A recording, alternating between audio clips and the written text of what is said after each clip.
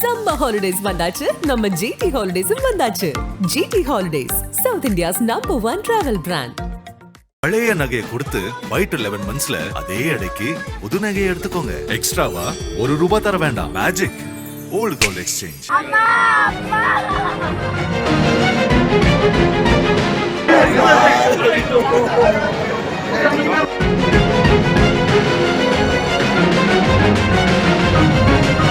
தூத்துக்குடி மாவட்டம் வெள்ளான்விளை பகுதியைச் சேர்ந்தவர் 50 வயதான மோசஸ்.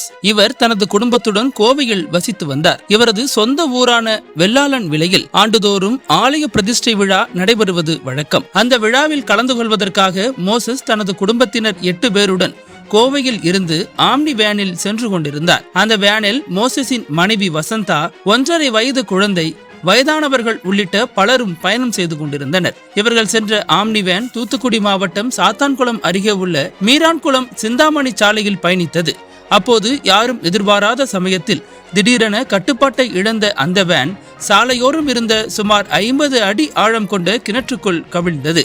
நொடியில் அரங்கேறிய இந்த சம்பவத்தில் தண்ணீரில் மூழ்கியவர்கள் உயிருக்கு போராடி கொண்டிருந்த வேளையில் அந்த வேனில் இருந்த ஷைனி கிருபாகரன், ஜெனிட்டா, எஸ்தர் ஹெர்சோம் ஆகிய 3 மட்டுமே வெளியே வந்துள்ளனர். மற்றவர்கள் தண்ணீரில் மூழ்கிய நிலையில் தப்பியவர்கள் இந்த சம்பவம் குறித்து அந்த வழியாக சென்றவர்களிடம் கூறியுள்ளனர். பின்னர் இது குறித்து தகவல் அறிந்த தீயணைப்பு துறையினர், கிராம மக்கள் உள்ளிட்டோரும் சேர்ந்து மீட்பு பணியில் ஈடுபட்டனர்.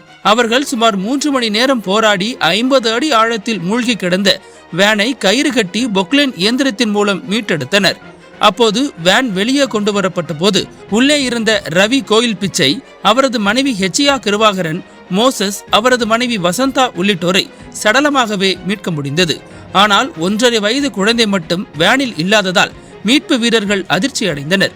பின்னர் மீண்டும் அவர்கள் 50 அடி ஆழத்தில் சென்று கிணற்றின் அடியில் கிடந்த 1.5 வயது குழந்தையின் சடலத்தையும் மீட்டெடுத்தனர். இதைத் தொடர்ந்து உயிரிழந்த 5 பேர் உடல்களும் நெல்லை அரசு மருத்துவமனைக்கு உடற்கூறாய்வுக்காக கொண்டு செல்லப்பட்டது. இந்த சம்பவம் குறித்து போலீசார் மேற்கொண்ட விசாரணையில் பல திடுக்கிடும் தகவல்கள் வெளியாகியுள்ளன.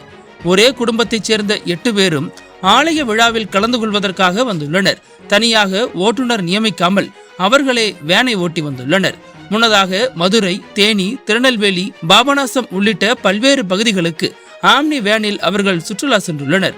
சம்பவத்தன்று சாத்தான்குளம் அருகே வந்து கொண்டிருந்த போது ஓட்டுநர் தவிர அனைவரும் அயர்ந்து தூங்கியுள்ளனர். அப்போது அதிக தூரம் ஓட்டிய களைப்பில் ஓட்டுநரும் தூக்க கலக்கத்தில் கட்டுப்பாட்டை இழந்துள்ளார். இதனால் வேன் தலைக்குப்புற கவிழ்ந்து அருகில் உள்ள கிணற்றுக்குள் பாய்ந்தது என்பது விசாரணையில் தற்போது தெரிய வந்துள்ளது. விபத்து நடந்தபோது சுமார் 10 நிமிடங்கள் ஆம்னி வேன் தண்ணீரில் மூழ்காமல் மிதந்துள்ளது.